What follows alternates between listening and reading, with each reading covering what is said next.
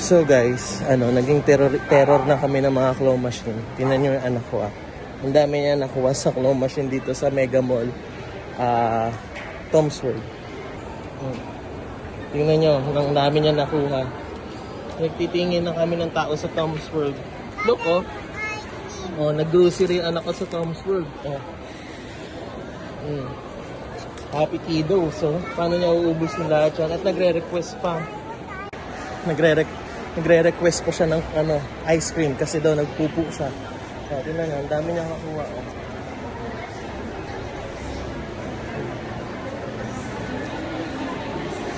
Muntik na kaming iban sa Tom's World.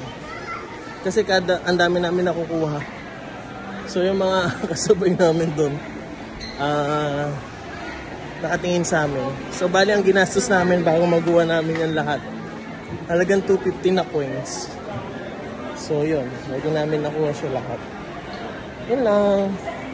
Happy Sunday.